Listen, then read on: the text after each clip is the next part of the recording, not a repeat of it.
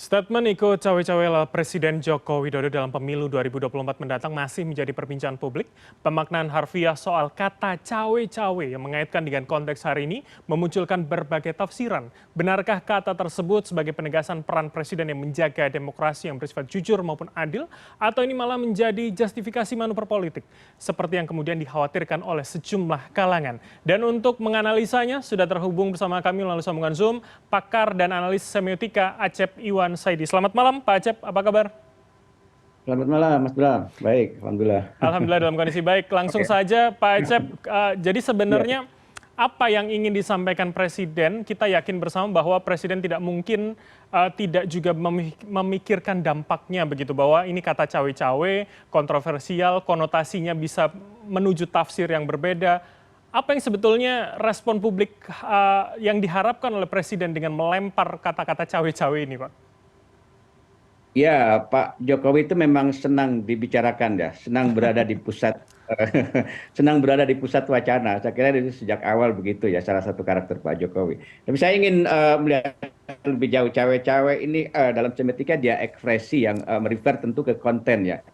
Problemnya adalah kontennya itu apa ya? Kalau kita lihat apa yang disampaikan oleh Pak Jokowi sendiri ya, sebenarnya kontennya itu ada dua jenis menurut saya. Yang pertama apa namanya secara verbal dan sikap ya, dan ini saling bertolak belakang. Ini yang kemudian menjadi perbincangan ya, yang menjadi perdebatan di publik.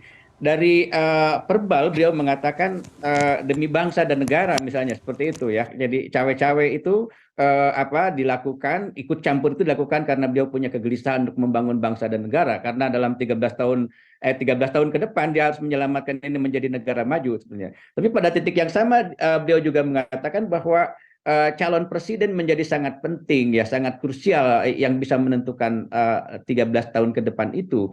Nah, di situ menurut saya problemnya ketika kemudian Pak Presiden satu sisi mengatakan demi bangsa dan negara, pada saat yang sama dia terlibat di dalam proses praktis pemilihan presiden dari menyebut calon presiden itu. Oke. Dan dengan begitu maka sebetulnya pada titik itu bukan menyelamatkan negara akhirnya gitu ya, tapi juga apa namanya dalam tanda kutip jadi kemudian merusak ya proses demokrasi itu sendiri ya. Mhm. Saya kira itu terjadi paradoks apa dari sisi verbal ya, konten verbal. Oke. Kemudian dari sikap, kalau dari sikap kan sebenarnya sudah lama Pak Jokowi itu cawe-cawe ya. Apa namanya bukan kemarin ketika memanggil para pemred itu ya wakil media mengatakan akan cawe-cawe, tapi sebenarnya sudah sejak lama beberapa bulan ke belakang ketika misalnya PDIP belum mencalonkan siapa itu Ganjar. Bagaimana kita melihat Pak Jokowi dalam tanda kutip menekan PDIP untuk apa namanya memilih Ganjar ya. Itu kan sudah cawe-cawe menurut saya ya. Mhm. Sudah terlibat di dalam Termasuk proses soal endorse begitu ya Pak Acep ya?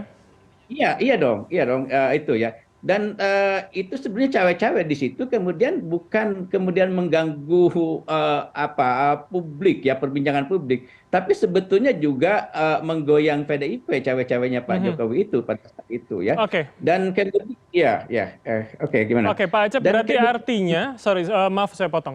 Artinya hmm, cawe-cawe ini menjadi kata yang tepat tidak kalau kemudian disesuaikan dengan konteks hari ini? Soal konsistensi itu memang kemudian akhirnya diragukan beberapa orang melihat bagaimana endorsement sudah dilakukan baik dari akhir tahun lalu hingga saat ini. Akhirnya orang meragukan soal bagaimana cawe-cawe ini dikonotasikan positif begitu Pak Acep? ya, karena tadi ya konten verbalnya bertolak belakang dengan sikapnya.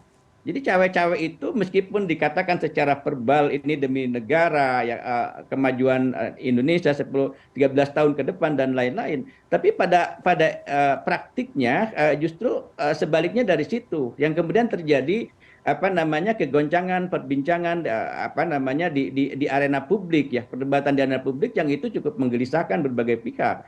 Dan saya kira seperti yang saya katakan tadi bahwa ini juga sempat apa namanya menggoyang apa ya mengganggu PDIP sebetulnya ya Mhm. kayak gitu. Dan kita lihat kemudian ketika Ganjar dideklarasikan ya Pak Jokowi bahkan kemudian menggunakan fasilitas negara dan lain mendukung Ganjar. Tapi setelah itu ya pasca musra Pak Jokowi arahnya kan kemudian ke Pak Prabowo lah katakan seperti itu ya perbincangan di publik ramai dan itu kan menjadi menggoyang lagi. Eh, Seolah-olah Pak Jokowi sedang memainkan sebuah drama ya di mana beliau ingin menjadi pusat Oke, perbincangan itu. baik. Ya, dia sedang mengetes publik itu masih memperhatikannya atau tidak gitu ya. Kita lihat ketika misalnya sebelumnya ke Ganjar, lalu kemudian melibatkan juga Kaisang, ke Prabowo dan lain-lain. Itu kan semua ke situ semua gitu loh ya. Oke, Pak Acep, Jadi, atau kemudian ada juga yang berspekulasi akhirnya jangan-jangan Presiden ingin menunjukkan saja bahwa sebetulnya bukan niatannya begitu, tapi kemudian terbawa arus yang ada. Misalkan kita lihat bagaimana kemudian partai-partai pendukung pemerintah hari ini misalkan mengatakan masih tegak lurus dengan Presiden, menunggu arahan Presiden. Ini kan seakan-akan memang mau tidak mau menarik-narik Presiden ke soal politik praktis dan juga pemilu begitu. Ada yang kemudian mengasumsikan demikian. Apakah Anda melihat ini juga bisa menjadi semacam pembenaran begitu bagi seorang presiden? saya kira tidak begitu juga ya, bukan hanya juga ditarik oleh pihak-pihak itu, tapi menurut saya Pak Jokowi melakukan itu karena ada berbagai, tentu saja ada berbagai persoalan di balik itu. Artinya bagaimanapun Pak Jokowi akan mengakhiri apa namanya, mengakhiri jabatannya sebagai presiden dan itu artinya apa Pak Jokowi harus melihat masa depannya seperti apa ya. Jadi ini juga bagian dari beban masa depan Pak Jokowi ya menurut saya Oke.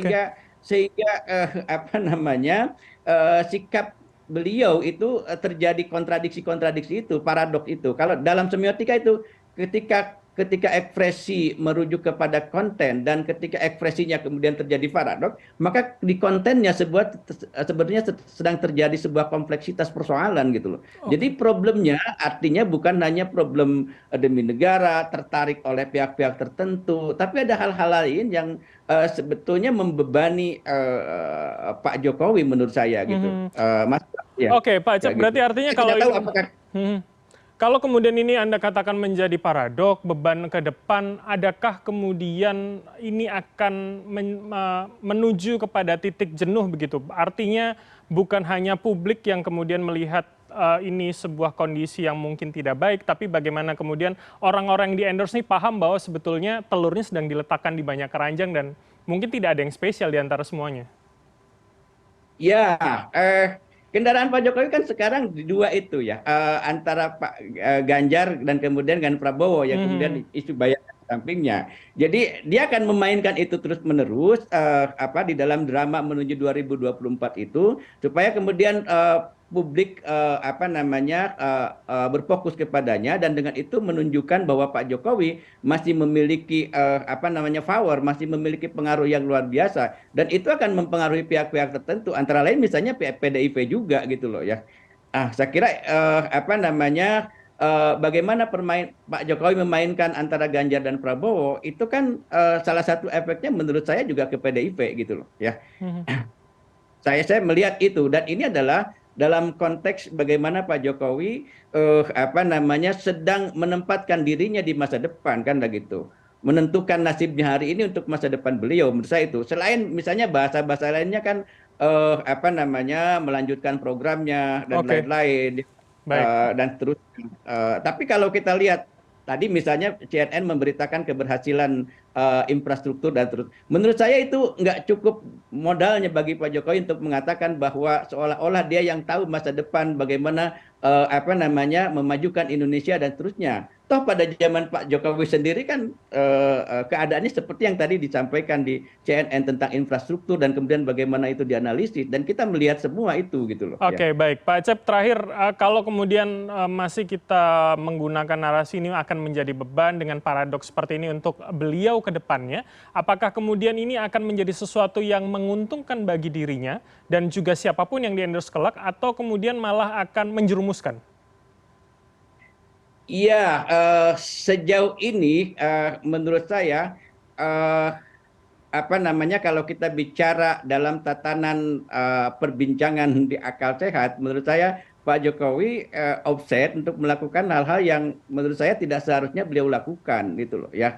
eh, apa namanya, kalau beliau memang memposisikan dirinya sebagai negarawan yang memikirkan masa depan, ada banyak cara lain gitu ya, ada banyak cara lain untuk kemudian tidak terlibat secara apa namanya total melakukan cawe-cawe itu di dalam proses demokrasi ini. Hmm. Dan ini kan jadi satu Pak Jokowi sedang membuat satu persoalan lain gitu ya untuk beliau sendiri di masa depan. Tetapi kan orang mengatakan bahwa politik ini apa namanya dinamik dan lain-lain. Sejauh ini sih saya masih melangkap bahwa ini adalah sebuah peran yang sedang dimainkan oleh Pak Jokowi di dalam drama menuju 2024 ini ya. Oke.